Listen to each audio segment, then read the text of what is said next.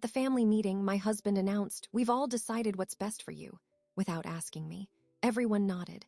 I smiled and said, "That's wonderful because I've also made a decision." I pulled out an envelope.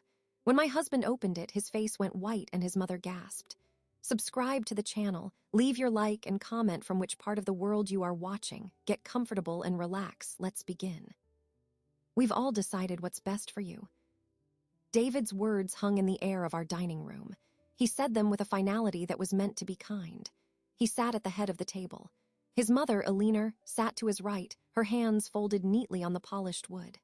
His sister, Claire, was to his left, offering me a tight, sympathetic smile. I was at the other end, facing him. The good china was out. The coffee in my cup was no longer warm. I looked at each of them.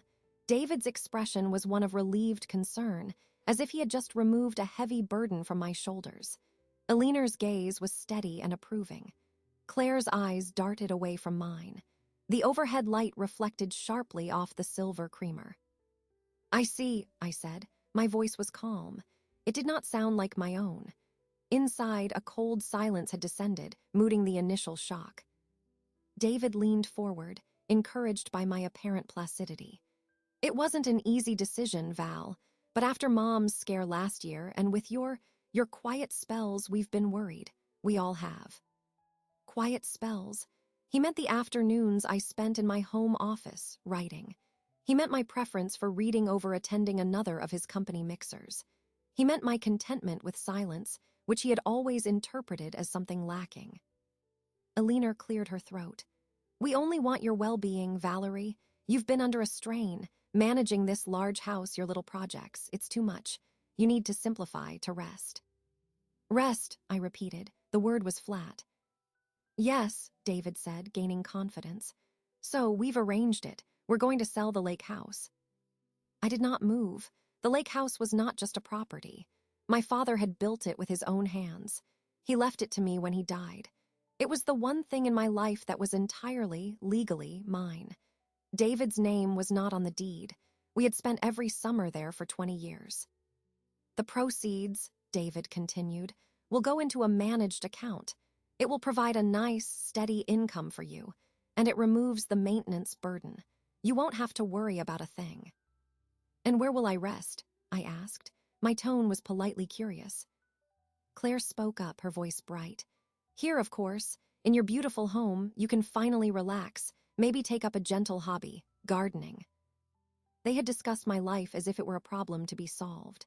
They had analyzed my assets, my habits, my mental state. They had reached a consensus in meetings from which I was absent. The betrayal was not in the decision to sell the house. The betrayal was in the word asterisk, We've asterisk all decided. The formation of a council, a tribunal, with me as the unspoken defendant. I remembered a conversation from 3 months prior. David had mentioned offhand that the lake house roof needed repair. I had told him I would handle it, that I had a contractor in mind. He had patted my hand and said, "Don't trouble yourself, dear, I'll look into it." He never did. This, then, was his solution. I looked at my hands resting on the tablecloth. My wedding band caught the light. I thought of the day my father gave me the keys to the lake house. He had said, "This is your anchor, Valerie. No matter what, you have a place that is yours." I had been young then.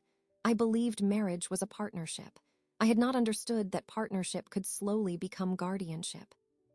"It's a very practical plan," Elinor said. Her tone indicated the discussion was nearing its end. "The market is good right now. David has already spoken to a realtor he trusts." "Has he?" I said. It was not a question. David mistook my stillness for acceptance. "We can list it next week. I know it might feel sudden, but honestly, Val, it's for the best. You'll see. You'll feel so much lighter." I lifted my eyes to his. I saw the man I had loved, the man who now saw me as a fragile thing to be managed. The pain was a precise, surgical cut. I did not let it show. Years of keeping peace, of swallowing small remarks and conceded points, had trained me for this moment. My face was a placid mask. "Thank you," I said. The words tasted like ash. "Thank you for being so concerned." A collective exhale seemed to go around the table. Claire's smile became genuine. Elinor gave a single, satisfied nod. David's shoulders relaxed completely. He smiled, the proud patriarch who had handled a difficult family matter with efficiency and care. "I knew you, understand," he said. "It's really the only sensible path forward." I stood up. The legs of my chair made no sound on the rug. "If you'll excuse me," I said. "I have a headache. I think I'll lie down." "Of course, dear," Elinor said. "You've had a lot to process." I walked out of the dining room. I did not look back. I climbed the stairs, my steps measured and even. I walked past our bedroom and into the small third bedroom I used as an office. I closed the door. I did not turn on the light. The street lamp outside cast a faint orange glow through the window. I stood in the middle of the room in the dark. The cold silence inside me was now a vast, empty space. Into that space, a single, solid thought crystallized.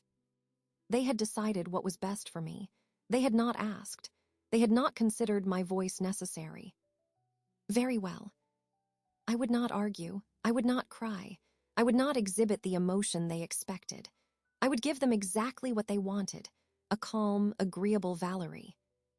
I walked to my desk. I opened the bottom drawer, the one that held old stationery. Beneath a box of unused thank you cards was a plain manila folder. I did not need to open it. I knew what it contained. The first document was the deed to the lake house, in my name alone. The others were older, more significant. I placed the folder on the desk. I sat in my chair. I looked out at the darkening street. The meeting was over. Their part was done. Now mine would begin. They believed they had settled my future with their collective wisdom. They were mistaken. They had merely given me the final reason I needed to execute a plan I had been forming in secret for years. A plan that did not involve rest or gardening or managed accounts. A plan that involved freedom. I picked up the folder and held it. The weight of the paper was negligible. The weight of its meaning was immense. Downstairs, I heard the murmur of their voices, relaxed now, pleased with the outcome. They were drinking the rest of the coffee. They were discussing the practical next steps for my life. I allowed myself a small, dry smile in the dark. Let them talk. Let them plan. They would not see me coming. That was the first rule of my new existence. The only person who would decide what was best for Valerie was Valerie, and my decision was already made. I sat in the dark office until I heard the front door close. Elinor's and Claire's voices faded, followed by the sound of their cars pulling away. David moved around downstairs, the hum of the dishwasher starting, the ordinary sounds of a concluded evening. I waited until he came upstairs and went into our bedroom. I heard the shower run. Only then did I open the folder on my desk. I turned on the small brass lamp, its light a tight circle on the wood. The top document was, as I knew, the deed. Beneath it were other papers. A post office box rental agreement, renewed annually for the past 6 years. A bank statement for an account in my name only, at a different institution from our joint accounts. The balance was modest but not insignificant. It represented every freelance editing job I had taken over the last decade, every small inheritance from my aunt, every allowance David had given me that I hadn't spent on groceries or household items. He had always called it fun money. I had treated it as seed money. The final paper was a business card, worn at the edges. Alastair Yates, attorney at law, estate planning, civil litigation. I had gotten his card 8 years ago after my father's passing. The lawyer who handled the will had been dismissive, directing most of his comments to David. Mr. Yates had been the notary public in the same building, a quiet man with observant eyes who had stepped in to clarify a point of law when he saw my confusion. He had slipped me his card without a word. I had held on to it, a small act of secret rebellion. I took my phone from my purse. I did not use the landline in the house. I dialed the number on the card. It was late, but I calculated the risk. A machine answered. A precise, professional voice. "You have reached the office of Alastair Yates. Please leave a detailed message after the tone." I spoke quietly, my voice even. "Mr. Yates, this is Valerie Robinson. We met briefly 8 years ago at the offices of Hartwell and Sons during the execution of my father's estate. I require a consultation on a matter of asset protection and potential undue influence. I can be reached at this number tomorrow between 10 and 11 in the morning. Thank you. I hung up. The action was simple. It felt monumental. The next morning, I performed my routine. I made breakfast, scrambled eggs, toast. I poured David's coffee. He read the financial section of the paper. "You seem better," he said, not looking up. "A good night's sleep does wonders. I told you there was nothing to worry about." "You were right," I said, placing his plate before him. It was a weight off my mind. He smiled, a bland, contented smile. "See, we have your best interests at heart, Val, always." I smiled back. It was not difficult. My face had become a separate entity, a compliant mask my true self operated behind. At 9:30, I announced I was going to the grocery store and the post office. David nodded absently, already on a work call. I drove my sedan, the one they had chosen for me 2 years ago for its safety rating. My first stop was not the store. I drove to the bank that held my private account. I went inside, to the safe deposit box section. I had rented box 714 5 years ago. The key lived in a small envelope taped to the back of my filing cabinet. I presented my key and my identification to the attendant. She led me to the vault. The box was long and flat. Inside were more documents. The original copy of my father's will, which left everything to me outright. Photocopies of tax returns from years when I had still filed separately, before David's accountant insisted it was simpler to file jointly. A USB drive containing scanned copies of every significant financial document from our marriage's early years, back when I still paid attention. And a single sealed envelope with my own handwriting on it, for my eyes only. I had written that letter 4 years ago, after a particularly condescending family dinner where a leaner had lectured me on the proper way to manage a household budget. I had come home, sat at the same desk, and written down everything I owned, everything I was entitled to, and everything I feared losing. I had detailed in clear terms the gradual erosion of my autonomy. Reading it now, the pain was academic. The woman who wrote it was scared. The woman reading it was not. I took the USB drive, the will, and the letter. I placed them in my tote bag. I returned the box to its slot and left the bank.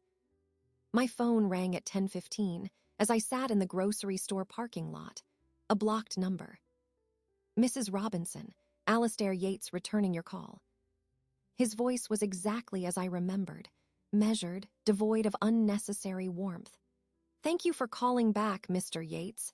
I need legal counsel. My family has made a decision regarding a property I own separately, without my consent. I wish to prevent this and to explore my options." There was a brief pause. I could hear the scratch of a pen. "Understood. This pertains to the lake property from your father's estate." "Yes." "And the nature of the family pressure. Is it your husband?" "My husband, my mother-in-law, my sister-in-law. They presented it as a united front, for my well-being." Another pause, longer this time. "I see. And your desired outcome, Mrs. Robinson." I looked out the car window at people loading their groceries. A normal day. My desired outcome is full and sole control of my assets, and a legal restructuring of my affairs to ensure no such united front can ever form against me again. That is a comprehensive goal. It will require planning and discretion. I have been planning for years, Mr. Yates. I just didn't know the exact date the war would start. Now I do. "Very well," he said. I heard a note of respect in his tone, the first genuine emotion. "We should meet. A neutral location. Do you know the library on Carver Avenue? The private study rooms can be reserved." "I can be there tomorrow at 1. "I will make the reservation. Bring everything you have, everything." I ended the call. I sat for a full minute, hands on the steering wheel. The cold focus that had filled me the night before now had a direction, a path. It solidified into a schedule, a plan. I then went into the grocery store. I bought the items on my list. I smiled at the cashier. I drove home and put everything away. David was still in his study. He emerged for lunch. "Get everything you needed?" he asked. "Yes," I said, slicing tomatoes. "Everything I needed." That night as he slept, I sat at my desk again. I reviewed the documents from the safe deposit box. I made notes on a fresh legal pad. I listed assets: the lake house, the private account, my car, the contents of my office. I listed liabilities: their assumptions, their condescension, their belief in my compliance.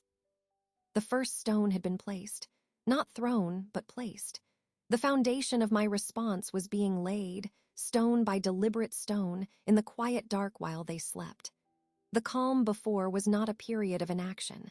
It was the most active I had been in 20 years. The Carver Avenue Library was a modern building of glass and pale brick. I arrived 10 minutes early, my tote bag containing the folder and the additional documents from the safe deposit box. I approached the desk, gave the name the reservation was under, Yates, and was directed to study room B, a small, soundproofed cubicle with a table and 2 chairs. Alastair Yates was already there. He stood when I entered. He was a tall man, lean, with short gray hair and glasses. He wore a suit that was expensive but not flashy. His handshake was firm and brief. "Mrs. Robinson, please sit." I took the seat opposite him and placed my bag on the table. He had a leather folio open before him, a pen lying precisely parallel to its edge. "Thank you for meeting me," I said. He gave a slight nod. "You outlined the situation. Let's begin with the facts. You own the lake house free and clear, solely in your name. Your family wishes to sell it against your will, citing concerns for your welfare." "That is correct." "And your marital assets, joint accounts, property." "Our primary residence is jointly owned. There are 2 joint checking accounts, a joint savings account. Investment portfolios are in David's name, managed by his firm. He controls the finances." He made a note. "Your personal account, the balance you mentioned, is that from your own earnings?" "Yes, freelance editing work conducted over the last decade. I filed a Schedule C with our joint returns, but the income was always treated as negligible. I directed the payments to the separate account." "A wise precaution," he said, without inflection. "Now, the critical element is establishing their intent and the pressure applied. You said they presented a united front. Did they suggest you were incapable of managing your own affairs?" "Not in those exact words. The terms were quiet spells: strain, need to simplify. They said it was for my own good. My husband stated they had all decided what was best for me." He looked up from his notes. "A pronouncement, not a discussion." "No." "Good." The word was so stark, so devoid of sympathy, that it acted as a kind of validation. He was not here to soothe me. He was here to arm me. "From a legal standpoint," he began, "they cannot force the sale of your separate property. However, the social and marital pressure they can exert is considerable. They will likely escalate, using guilt, familial obligation, perhaps even threatening to involve a doctor to question your competence. Have they done anything like that before?" A memory surfaced, sharp and clear. I did not hesitate.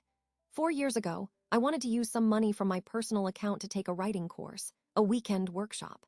David was dismissive. He said it was a waste of money for a hobby.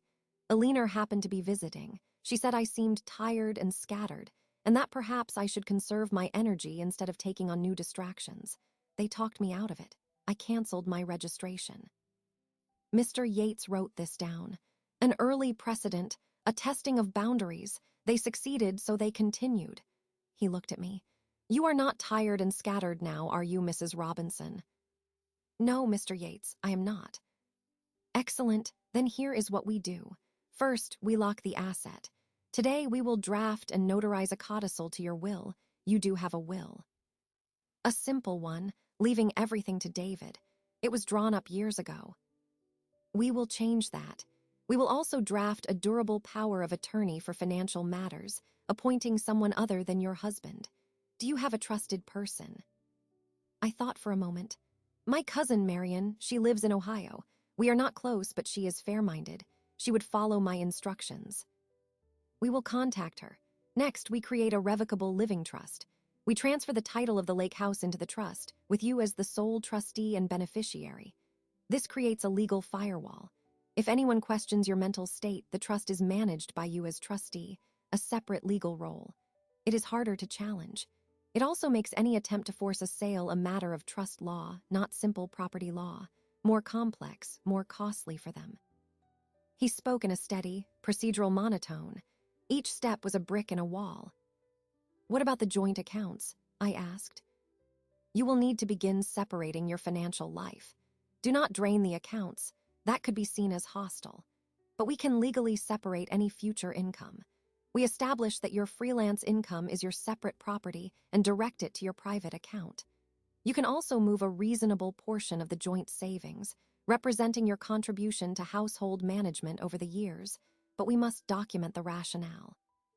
The goal is not to impoverish him, but to establish your financial independence. And if he finds out, he will eventually. The key is to have all structures in place before he does. When he confronts you, you will not be a wife pleading for understanding. You will be a client informing him of settled legal arrangements. The shift in power is in the preparation. He opened his folio and produced several forms. I have taken the liberty of drafting preliminary documents for the trust and the new will. I need details, full legal descriptions, account numbers. We will fill them in. A notary public is on standby downstairs. I opened my folder and spread my papers on the table. For the next hour, we worked. I provided information. He explained clauses. The language was dry, full of whereas and hereinbefore. It was the most beautiful language I had ever read. Each paragraph was a barricade. As I signed my name on the line above the word grantor, I remembered the day my father showed me the surveyor's map of the lake property. He had pointed to the corners, the blazed trees. This is your line, Valerie. You have to know where it is or people will build on it. I had nodded, not truly understanding. I understood now. Mr. Yates gathered the executed documents. I will file these with the county recorder first thing tomorrow. The originals will be held in my office safe. You will receive copies. I will also contact your cousin Marion regarding the power of attorney. Do you have a secure email, not accessed on a shared computer? I have an old email account from my freelance work. I only check it at the library. Use that. Communicate with me through that. Do not discuss any of this on your home phone or your primary mobile. Assume they are monitored. The statement was not paranoid. It was practical. David often glanced at my phone when it buzzed. He had never demanded to see it, but the expectation of transparency was always there. Our meeting concluded. He stood again with that formal efficiency. You are doing the right thing, Mrs. Robinson, not the easy thing, the right thing. I know, I said. I left the library. The sun was bright outside. I drove to the post office and mailed a package of books to Marion, a prearranged signal we had devised years ago as a joke about having a secret code. Inside one book was a slip of paper with a single question. Will you act as my financial agent if needed? Call my library email phone. It was vague, but she would understand the seriousness. Then I went to the grocery store as I had said I would. I bought chicken and vegetables for dinner. I returned to the house to my role, the calm, agreeable Valerie. But beneath the surface, the landscape had irrevocably changed. The first legal stone was not just placed, it was cemented into the foundation. The blueprint was no longer a secret fantasy in a drawer. It was a set of filed documents, a trust account soon to be opened, a new line in the sand that was now officially mine. The chicken dinner was consumed with ordinary conversation. David talked about a deal at work. I asked appropriate questions. The silence that followed was comfortable to him, proof his intervention had worked.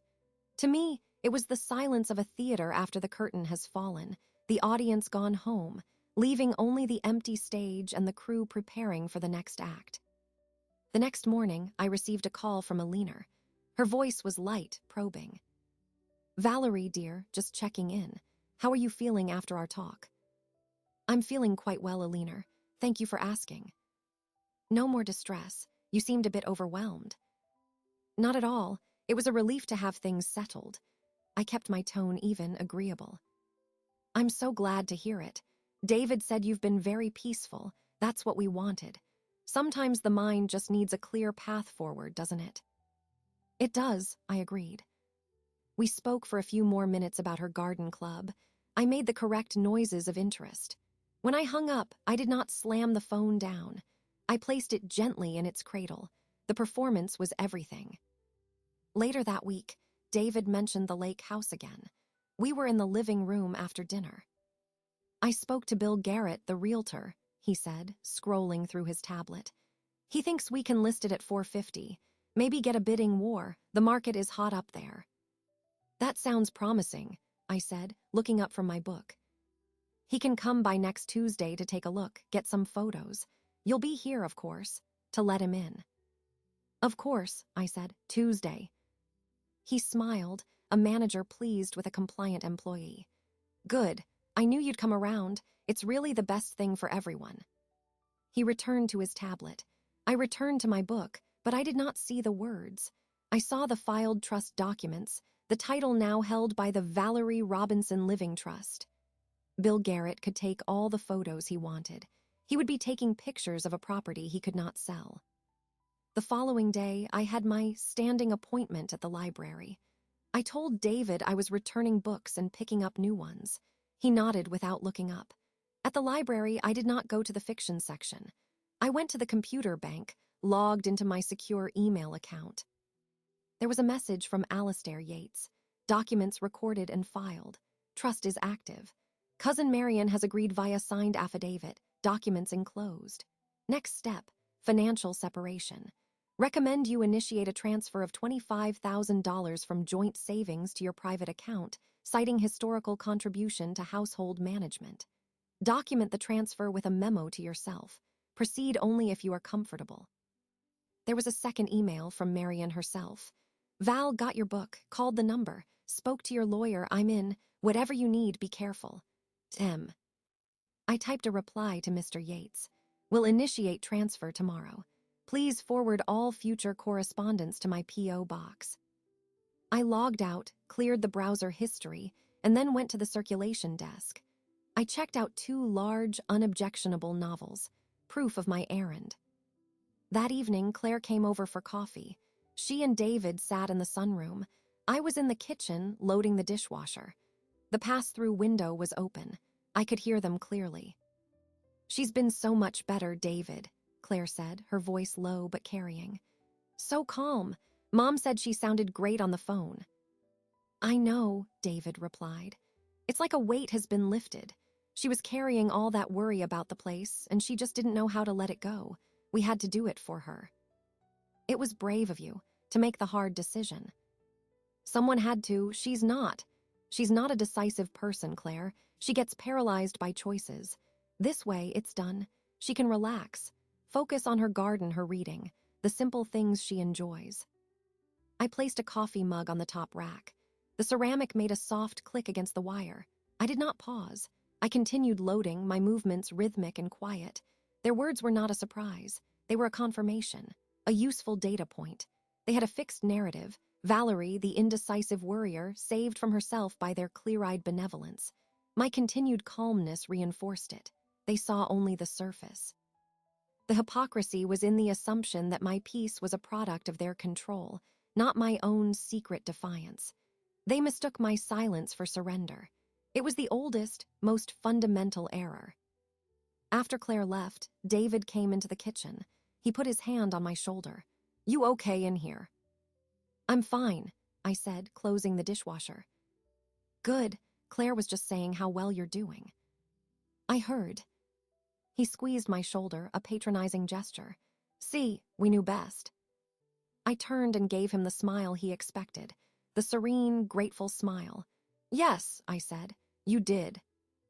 He went upstairs, whistling. I remained in the kitchen. I wiped the already clean counter. I reviewed my mental checklist. The trust was active. Marion was on board. Tomorrow I would go to the bank and move the funds. A $25,000 transfer from a joint account was not insignificant, but it was justifiable. I had kept the household accounts, managed the budgets, coordinated all repairs and maintenance for 20 years. My labor had value. This was a withdrawal of that value. The family continued to see an agreeable woman, calming down after a period of irrational attachment. They discussed my improved mood as if it were a project they had successfully completed. They did not see the other woman, the one with a P.O. box key in her purse, a trust number memorized, and a lawyer on retainer. They saw the garden, but not the roots spreading deep beneath it, anchoring everything. My revenge in that moment was not an act I would perform later. It was the simple, profound fact of my own existence, known fully only to me, while they lived with a pleasant fiction. The distance between their perception and my reality was my territory, and I was building a city there. The following morning, I drove to the branch of our bank. I did not go to my usual one. I went to the downtown location, larger and more impersonal. I wore a simple blouse and slacks, nothing memorable. I brought with me a notepad and a pre-written memo. I asked to speak with a banking officer. A young man named James escorted me to a glass-walled office. I explained my request clearly. I would like to transfer $25,000 from our joint savings account, number ending in 4412, to my personal checking account, number ending in 7889. He typed on his computer. That's a significant transfer, Mrs. Robinson. Is there a specific purpose? Large purchase. It is for financial rebalancing, I said, using the term Mr. Yates had suggested. A recognition of historical non-financial contributions to the household. I am documenting it for my own records. I slid the memo across the desk. It was dated and written in my clear handwriting. Memo, transfer of $25,000 from joint savings, 4412, to personal checking, 7889. This sum represents a proportionate share of accrued value derived from my management of household operations, budgets, maintenance coordination, and domestic labor over the past 20 years, facilitating the primary income earner's career. This transfer establishes separate accounting for this contribution. James read it, his expression neutral. Bankers see everything. I see, and does the other account holder approve? The account is joint. Either signatory may make withdrawals. I am a signatory. My voice was flat, factual. Of course, I'll need your ID and your signature on the transfer slip. I provided both. The process took 10 minutes. A receipt printed. He handed it to me. The numbers were stark on the paper. A debit from one column, a credit to another. It was not just money moving. It was a line being drawn. Is there anything else I can help you with today? James asked. Yes, I would like to inquire about the process for opening a business checking account for a sole proprietorship. His demeanor shifted slightly, becoming more engaged. Certainly. Do you have a business license or a DBA filing? Not yet. I'm in the planning stages. He explained the requirements. I took notes. I asked intelligent questions about fees and transaction limits. I was a prospective business owner, not a wife moving household money. The roles were separate, and I kept them compartmentalized. I left the bank with the receipt in my purse. My next stop was the county clerk's office in the city courthouse. I had researched online. I filled out a form for a doing business as certificate. For the business name, I wrote * Robinson Editorial Services. The address I used was my P.O. box. The filing fee was $120. I paid from my private account. The clerk, an older woman with efficient movements, processed the form. It will be active in 5 to 7 business days. You'll receive the certificate by mail to this address. She pointed to the P.O. box number. Thank you, I said. From there, I drove to a part of the city I had visited only a few times before. A neighborhood of older, well-kept apartment buildings, close to the library and the park. I had identified it weeks ago as a possibility. I parked and walked into the leasing office of the Greystone, a 4-story brick building. A woman named Sandra greeted me. I told her I was looking for a small, 1-bedroom apartment, possibly for a family member who might be visiting periodically. It was a thin story, but it served. We do have 1 unit available, month-to-month lease. It's furnished, basic utilities included. It's our corporate rental unit. She showed me a sheet with the terms. The rent was higher than a yearly lease, but it offered flexibility. No long-term commitment. Perfect. May I see it? She took me upstairs to apartment 302. It was clean, neutral. A living room with a sofa and table, a small kitchenette, a bedroom with a double bed, a bathroom. The windows looked out onto a quiet side street. It was not a home. It was a landing pad, a place entirely of my own choosing with no history. "I'll take it," I said. Sandra looked pleasantly surprised. "Wonderful. We'll need first and last month's rent plus a security deposit and an application." I had anticipated this. I filled out the application on the spot. For income, I listed my freelance editing work and referenced my private account. I provided my driver's license and a voided check from that account. I did not list David. I did not list our home address. I used the P.O. box. "The approval process usually takes a couple of days," Sandra said. "I can wait," I replied. I wrote a check for the deposit, holding back the larger payments until approval. The check did not bounce. My errands were complete. I drove home, stopping at the market for bread and milk. When I walked into the house, David was on the phone in his study. He waved. I held up the grocery bag and went to the kitchen. That night, as we ate, he asked, "How was your day?" "Productive," I said. "Library, some errands, the usual." Bill Garrett confirmed for Tuesday at 10, to see the lake house. "I'll be here," I said, cutting my food. The chicken was tender. The vegetables were crisp. Everything was as it should be. In the quiet of my office later, I updated my ledger. I noted the bank transfer, the DBA filing fee, the apartment deposit. I recorded the receipt numbers. I filed the bank memo in my folder. Then I opened my secure email at the library computer the next day. I wrote to Mr. Yates. Step 1 complete, funds transferred and documented. Step 2 initiated, DBA filed. Secure rental apartment applied for the Greystone, 302 month-to-month, awaiting approval. Will provide key copy to your office for safekeeping upon possession. VR. The reply came quickly, acknowledged, efficient work. The independent asset is critical. It provides a physical option. Continue. I deleted the emails and cleared the history. I checked out another book. On Monday, Sandra from the Greystone called my private mobile. "Your application is approved, Mrs. Robinson. When would you like to start the lease?" "Immediately," I said. "The keys will be at the office for you to pick up. Welcome." I now had a business name, a separate financial base, and a physical address that was not my home. The architecture of my independence was no longer just paper. It had walls, a door, a lock. The lake house was protected by legal trusts.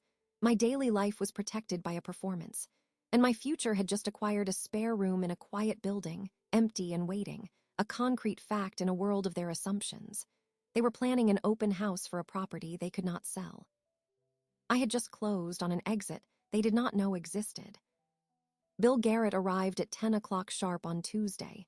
He was a man in his 50s with a too-hearty handshake and a practiced, sympathetic smile. I let him in. "Mrs. Robinson, a pleasure. David's told me so much. I know this can be an emotional process. We'll make it as smooth as possible." "Thank you," I said, my own smile polite and closed. He followed me to the living room, already pulling a tablet from his briefcase. "Now I've pulled the tax records, got the square footage. A beautiful lot. Waterfront is always a premium. My goal today is to get some interior shots, assess condition, and then we can talk staging. We want it to show its best." "Of course." He began taking pictures, making notes. "Love the fireplace, original stone, great selling point." He moved through the living room into the kitchen. "Bit dated, but buyers see potential. Will emphasize the rustic charm." I followed silently, a ghost in my own house.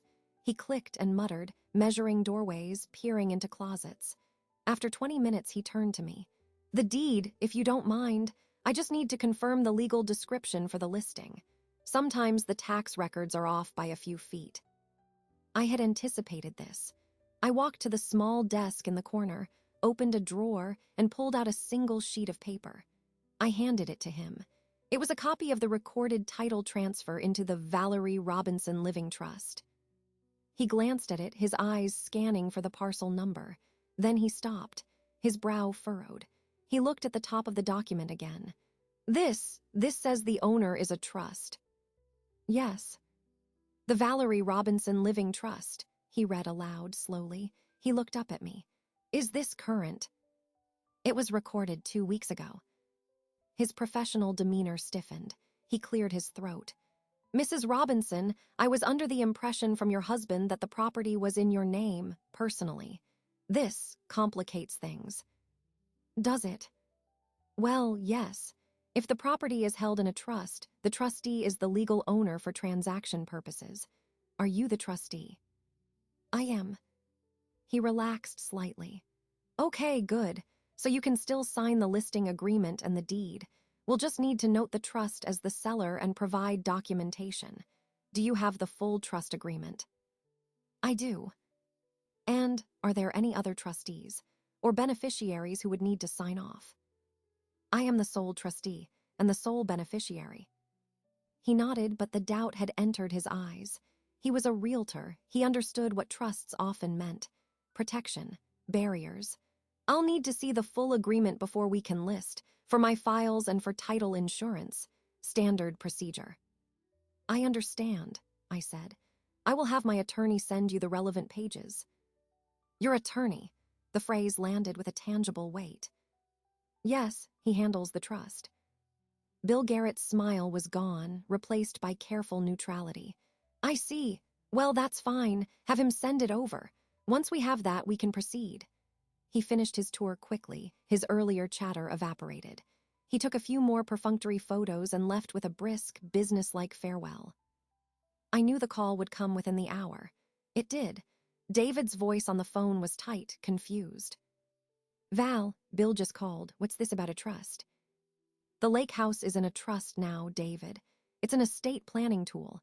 It simplifies things later. A trust? Since when? Why was I consulted?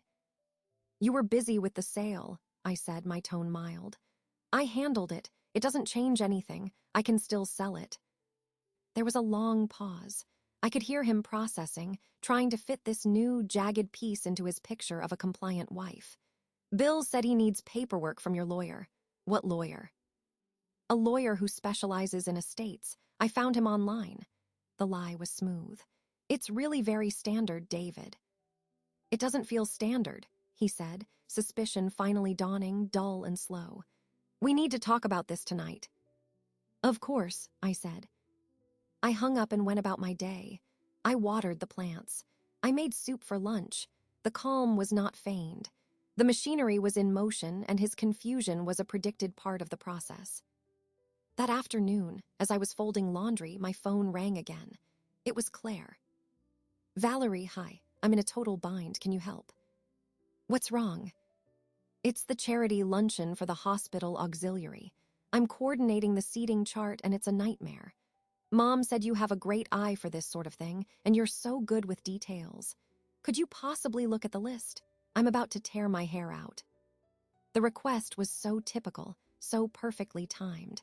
My crisis of autonomy was brewing, but her immediate need was for my free clerical labor. The assumption of my availability was absolute. I'm a bit busy today, Claire. Oh, please. It would just take an hour. I could email you the spreadsheet. You always know who shouldn't sit next to who. I'm hopeless at this. I looked at the basket of laundry. I looked at the quiet house. I thought of the keys to apartment 302 in my purse. All right, email it to me. You're a lifesaver. I knew I could count on you. I received the spreadsheet 10 minutes later. I opened it on my laptop. I made logical, sensible adjustments, moving people with known conflicts apart, grouping donors with the board members they liked. I used the skills they valued, my meticulousness, my memory for social minutiae, the very skills they considered suitable only for this realm. I completed the task in 40 minutes and emailed it back with a brief note. Her effusive thanks arrived immediately. You're the best. See, this is what you're so good at. The irony was thick enough to taste. They were mobilizing to sell my inheritance, questioning my legal moves, yet their system still demanded my compliant expertise for their social maintenance. They saw no contradiction. David came home early. He walked into the kitchen where I was starting dinner. His face was serious. Okay, let's talk about this trust. Why would you do that without discussing it with me? I turned down the stove burner. I told you, it's for estate planning. My father's asset passing to me. I wanted it structured properly. But we're selling it. A trust just adds red tape. Bill said it could scare off buyers if the paperwork seems complicated. Then we'll explain it simple. I'm the trustee. I sign, that's all. He studied me, his head tilted. You seem different about this. You're being very technical. I'm following legal advice, David. Isn't that what you always do? I kept my gaze level. He flinched just slightly. The comparison struck home. He was a man who revered professional counsel. I just think we should be making these decisions together. I asked, the word quiet, like you all decided what was best for me. The air in the kitchen went still. He hadn't expected a direct reference to it. He had assumed it was settled, absorbed. That was different, he said, but his voice lacked its usual conviction. Was it? I turned back to the stove. The soup is ready. Will you get the bowls? The subject was closed for now. He got the bowls. We ate. The silence was no longer comfortable for him. I had introduced a splinter of doubt, a tiny crack in the united front. And across town, a realtor was waiting for paperwork from a lawyer, paperwork that would reveal the solid, immovable wall I had built around what was mine. The family still asked for my help with seating charts. They had no idea I was no longer sitting at their table. I was building my own. The tension from our kitchen conversation lingered for 2 days. David watched me more closely, but he saw nothing out of the ordinary. I performed my routines. I gave him no further reason for alarm. The trust, in his mind, became an oddity, a piece of stubbornness he would eventually talk me out of once the emotional phase passed. On Thursday, I told him I was spending the day with a friend from my old book club, having lunch and browsing antique shops. He seemed relieved. A normal, wifely activity. I drove to the Greystone first. The key turned smoothly in the lock of apartment 302. The space was empty, clean, waiting. I had brought a tote bag with a few items, a set of sheets, a towel, a kettle, a mug, a legal pad, and a pen. I made the bed. I placed the kettle and mug in the kitchenette. I put the towel in the bathroom. These small, deliberate actions transformed the space from a concept into a functional reality. I sat at the small table and wrote a list on the legal pad. Electricity. Wi-Fi. Basic groceries. I left it there. This was not a home to decorate. It was a strategic location, a base of operations. My next stop was the bank where I had my private account. I met with James again. I presented my newly received doing business as certificate for Robinson Editorial Services. I opened a business checking account, linking it to my private account for funding. The process was administrative. I signed more forms. I received a debit card and a book of checks. The card went into my wallet behind my personal cards, another tool. From there, I went to the post office. My P.O. box held a thick envelope from Alastair Yates. I took it to my car and opened it. Inside were certified copies of all filed documents: the trust agreement, the new will, the recorded title transfer, the durable power of attorney with Marion's notarized signature. There was also a brief letter on his letterhead. Mrs. Robinson **. All instruments are executed and recorded. Your legal architecture is complete. The trust is irrevocable barring a court order, which would be difficult and costly to obtain. Your separate financial and residential assets provide the necessary foundation for autonomy. You are, from a legal standpoint, insulated from unilateral action by your family. The only remaining variable is your personal resolve. I await your instructions regarding the realtor. Sincerely **. A. Yates **. I placed the documents back in the envelope. I drove to a quiet park, one I had often visited to think. I sat on a familiar bench. The sun was warm. Children played in the distance. I considered the word resolve **. For weeks, my motivation had been a cold, clear fury, channeled into lists and actions. The pain of the family meeting had been a constant engine. But as I sat there, holding the envelope that represented a finished structure, I felt that engine shift. The anger was still present, but it was no longer the driver. It had burned down to a compact, dense coal of certainty. I was no longer reacting to their decision. I was acting on my own. The difference was profound. The feeling was not happiness, nor was it the thrill of impending conflict. It was a deep, solid sense of ownership, of my assets, my choices, my future. The victimhood they had assigned to me had been a shell, and I had stepped out of it, leaving it for them to continue addressing. I thought of David's confusion, Aliner's condescending smiles, Claire's casual demands for my time. They were still living with the shell. They poked at it, made plans for it, reassured it. They did not see I was no longer inside. This was the midpoint, not an event but a seismic internal relocation. The battle was not ahead, the crucial work was already done. The rest would be revelation. My phone buzzed. A text from Aliner. "Dear, are you free for tea tomorrow? I'd love your opinion on the floral arrangements for the club's spring tea. You have such a good eye." I looked at the message. A week ago, it would have been a barb, a reminder of my relegated domain. Now it was data, proof of their unchanged perspective. I typed back, my fingers steady. "Of course, I'll be there at 3. I put the phone away. I stood from the bench. I had one final errand. I drove back to the side of town where Alastair Yates' office was located. I did not go in. I parked nearby and placed the envelope of documents into a larger express mail envelope I had prepared. I addressed it to his office. I walked to the mailbox on the corner and dropped it in. He would have the originals in his safe. These were my copies, returning to him for ultimate safekeeping. I kept nothing incendiary in the house. As I drove home, I mentally reviewed the complete checklist. The Lake House, shielded by an irrevocable trust. Financial independence. A private account, a business account, a separated asset base. Legal autonomy. A new will, a power of attorney outside the family. Physical option. A leased apartment, month-to-month, keys in my possession. Professional identity. A registered DBA, a business banking setup. Their perception. Unchanged, pacified, confident. Every piece was in place. The preparation was over. The next move was not another secret action. It was a declaration. I arrived home before David. I put the kettle on for tea. When he came in, he kissed my cheek, his earlier suspicions softened by routine. "How was your day with your friend?" he asked. "It was very productive," I said, and that was the truth. The tea at Aliner's the next day was a study in serene condescension. She showed me 3 possible floral arrangements for the club event, photographs from a florist. I offered my opinion on the one with the least ostentatious use of lilies. She agreed, patting my hand. "You always have such sensible taste, dear. Not too flashy." We drank from her delicate china. She spoke of the upcoming sale. "David tells me there's some legal falderall with a trust. I told him not to worry. You probably just got spooked by some article online. He'll get it sorted. The main thing is you're being cooperative." "The main thing," I echoed, sipping my tea. "Exactly. It's so much better when everyone is on the same page. Family harmony."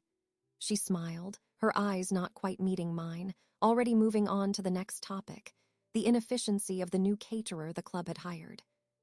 I left with a sense of closure. This was the last time I would sit through such a conversation as the woman she believed me to be. The knowledge was like a clean, dry stone in my pocket. 2 days later, the business license for Robinson Editorial Services arrived at my P.O. box.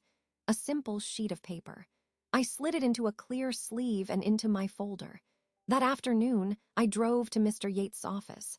I had called ahead. His receptionist showed me into a conference room. He entered, holding a small envelope. "Your copy of the apartment key, as requested." He placed it on the table. It was a single silver key on a plain ring. "It will remain in our client asset safe, accessible only to you or upon your verified written instruction." "Thank you," I paused. "There is one more step. I intend to inform my family of my decisions. I will be calling a meeting." He nodded slowly. "I advise that you do so only when you are physically and financially secure to depart immediately afterward, should the reaction necessitate it. Do you have cash on hand? Essentials packed." "I have cash in the safe deposit box. A bag with essentials is in the trunk of my car. It has been there for a week." A flicker of approval crossed his face. "Good. Then you are prepared for all contingencies. Would you like me to be present at this meeting?" No, this is something I need to do alone, but I may need you immediately afterward. I will be on standby. Call this number. He wrote a mobile number on his card and handed it to me. It is my personal line. It will be on my person from the moment you alert me. I took the card. I will call them tonight. The meeting will be Sunday afternoon. The same time as their original intervention. Yes. He leaned back. A symmetrical choice. It sends a message.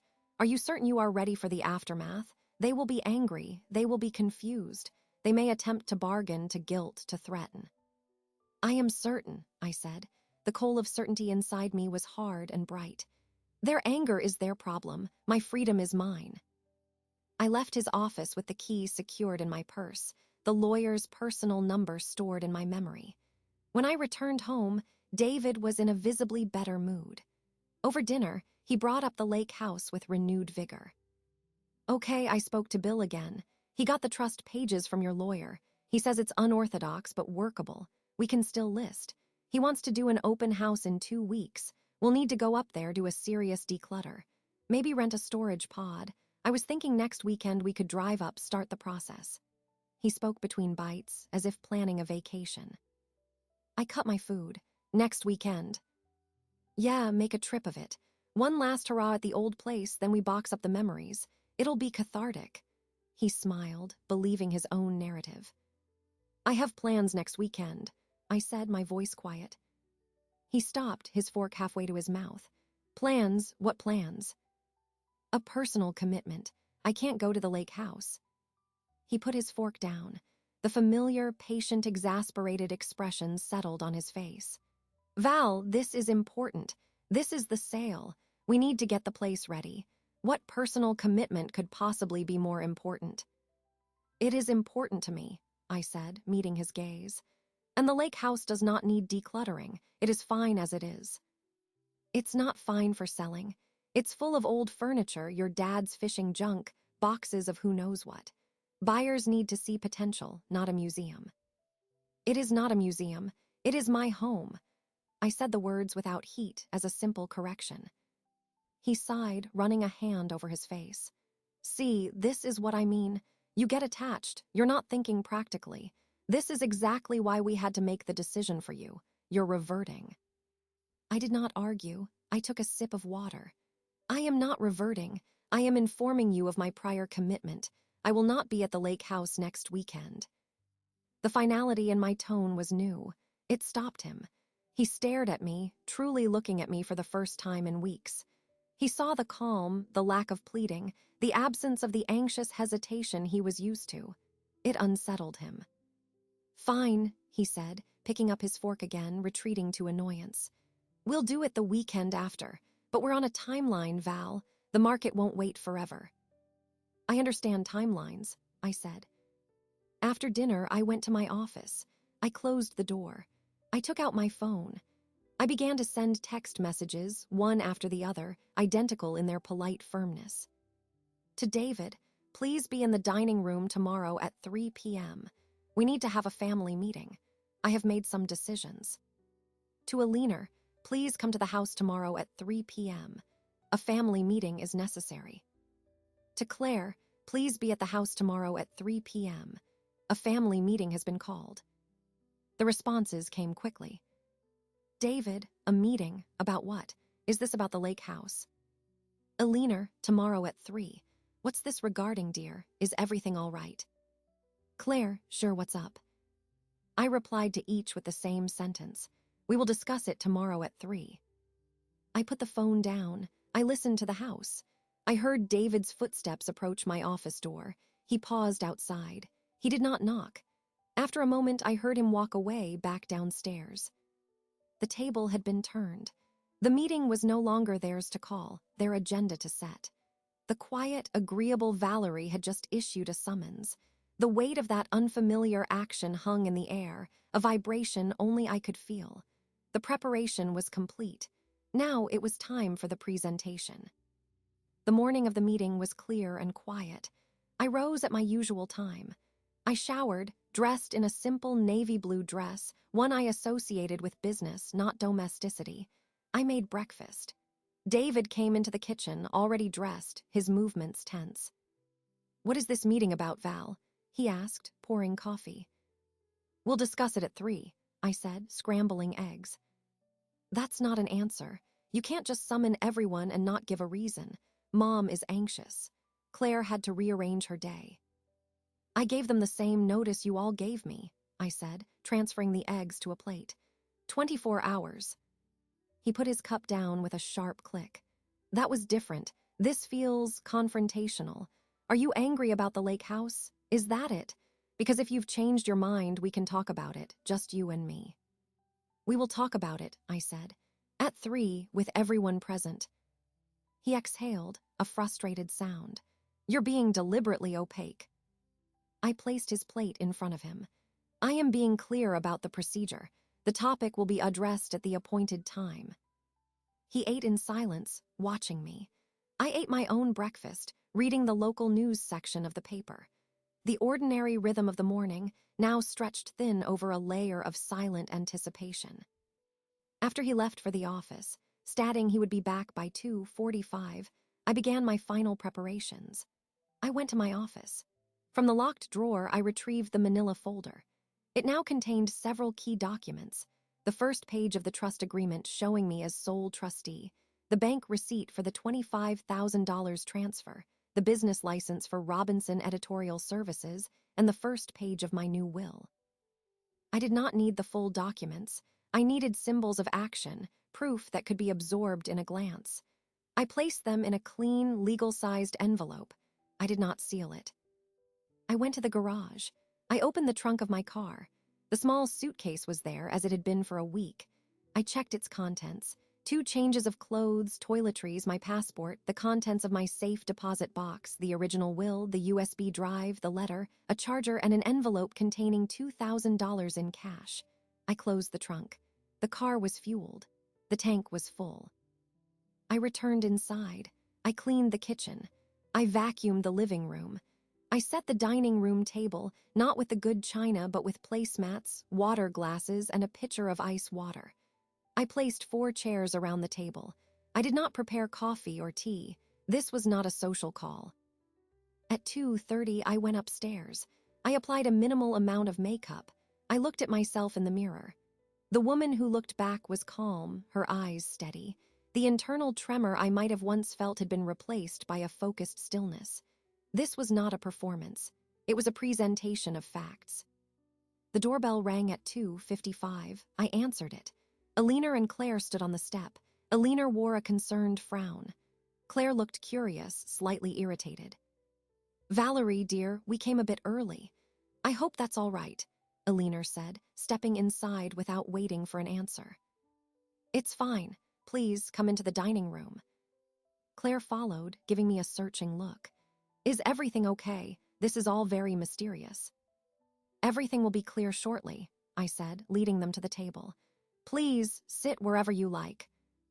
Alina took the seat to the right of the head of the table, David's usual seat. Claire sat next to her. They left the head and the foot vacant. I remained standing by the sideboard. David arrived at 3:02, hurrying in. "Sorry, traffic." He took in the scene, his mother and sister seated, me standing, the austere table. His confusion deepened. He walked to the head of the table but did not sit. "Val, what's going on?" "Please sit, David," I said. My voice was even, carrying in the quiet room. He sat. Now all 3 of them were looking at me, expectant, impatient, wary. The same configuration as the first meeting, but the energy was reversed. They were the audience, waiting for the curtain to rise. I remained standing. I placed the unsealed envelope on the table in front of me. I looked at each of them in turn. Alina broke the silence first. "Valerie, you've gathered us here. We're listening. Whatever is troubling you, we can help." Her tone was the familiar blend of condescension and presumed authority. "Thank you for coming," I began. "I called this meeting because, as you stated several weeks ago, it is important for family to make decisions together." David leaned forward. "Is this about the lake house? Because if you've had second thoughts—" "It is about decisions," I continued, cutting him off gently but firmly. Specifically, the decision you made for me regarding my property and my life. Aliner's lips tightened. We've been through this, dear. It was for your benefit. You've been so much better since. I have been productive, I agreed. I have used the time since your pronouncement to give the matter the consideration it deserved, to evaluate my options, to make my own plans. Claire shifted in her seat. Your own plans? What does that mean? David's eyes narrowed. What kind of plans? I placed my hand on the envelope. You all decided what was best for me without consulting me. You operated as a council. I found that model instructive, so I have formed my own council. It consists of a lawyer, a financial plan, and my own judgment. Aliner gave a dismissive wave. A lawyer? That man with the trust. David said that was just a technicality.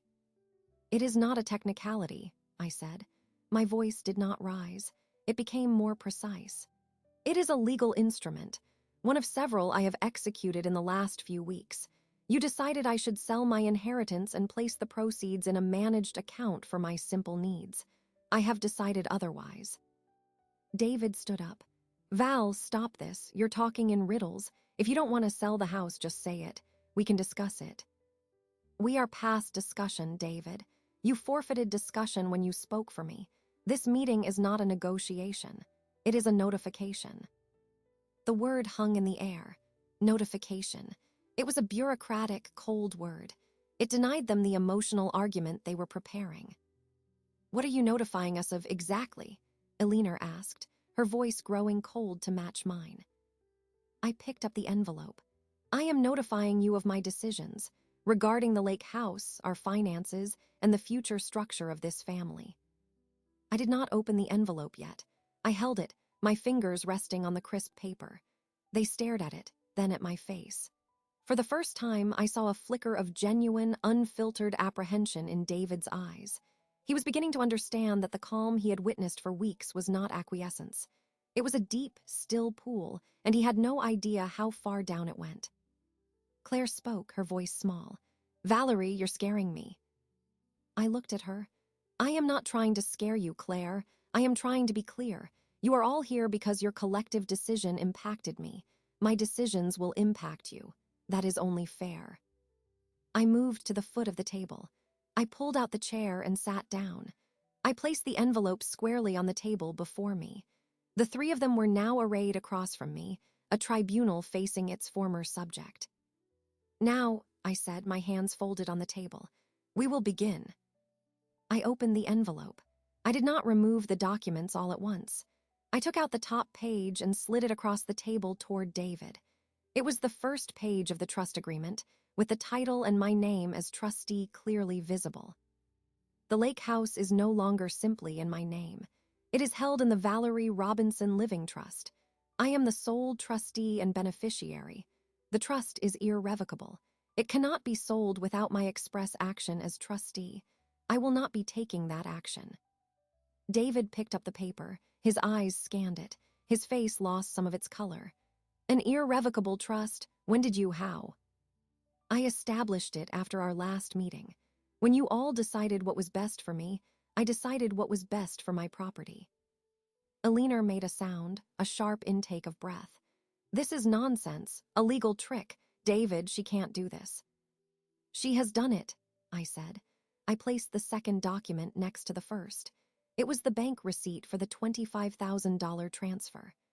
In light of our shifting financial arrangements, I have withdrawn a sum representing my non-financial contribution to our household over 20 years. It is now in my private account. David looked from the trust document to the receipt. His confusion was giving way to dawning anger. You took $25,000 from our joint account without telling me. You decided to sell my house without telling me. I consider this proportionate. Proportionate, he repeated, the word choked. I placed the third document, the business license. I have registered a business, Robinson Editorial Services. It is operational. All future income from my work will flow into its accounts, which are separate. Claire found her voice. A business, but you don't work. I have worked as a freelance editor for 10 years, Claire. You just never considered it work. I placed the final document. the first page of my new will. I have updated my will. My assets, including those in the trust, will pass to named beneficiaries of my choosing, not automatically to David. I have also executed a durable power of attorney for finances, appointing my cousin Marion, not David and not any of you. The silence in the room was absolute. It was the silence of a worldview disintegrating. They stared at the small pile of papers on the polished wood. They were not dramatic documents. They were bureaucratic, mundane. That was what gave them their power. They were not the products of a hysterical fit. They were the products of appointments, signatures, filings, and fees. Elinor spoke first, her voice trembling with outrage. This is a betrayal, a sneaky, underhanded betrayal of this family, after all we've done for you. I turned my gaze to her. You decided my life for me. That was the betrayal. This is the consequence. David pushed his chair back, standing up. He leaned on the table, his knuckles white. Why, Val? Why go behind our backs like this? If you were unhappy, why not just say so? I have said so, David, for years. In small ways, you called it worry.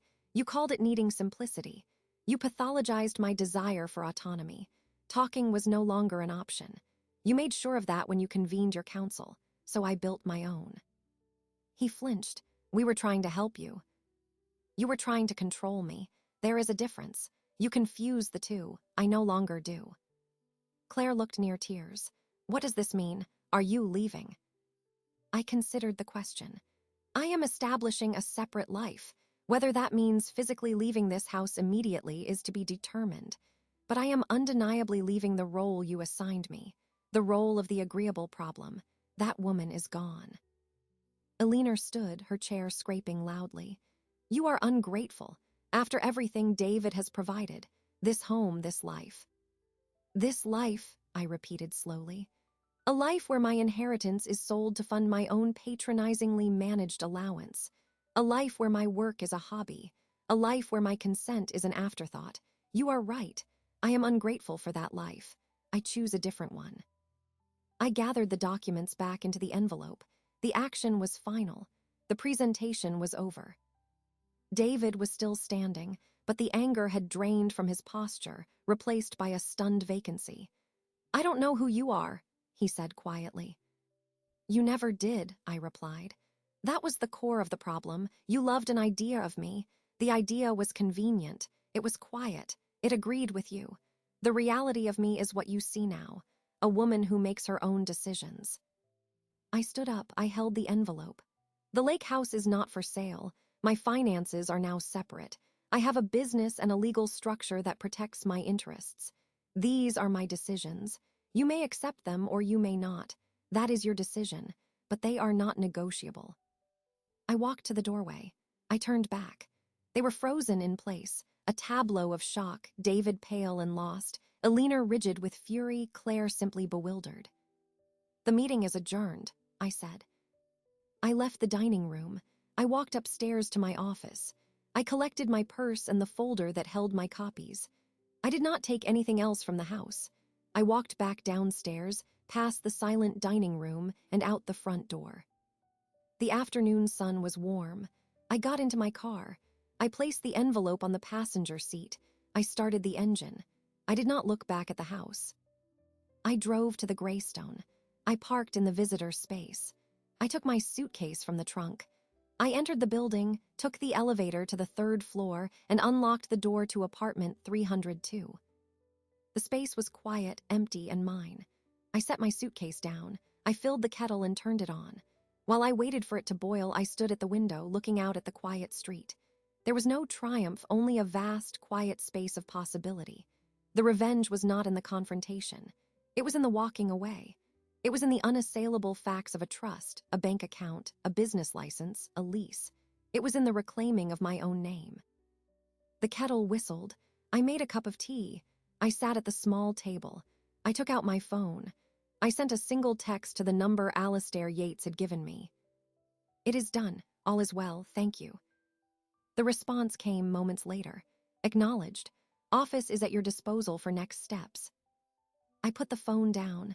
I sipped my tea. The warmth was real. The quiet was my own. Outside, the ordinary life of the city continued, unaware that in a quiet apartment, a woman had just finished building a life she could call her own. The first chapter of their decision had ended. The first chapter of mine was just beginning.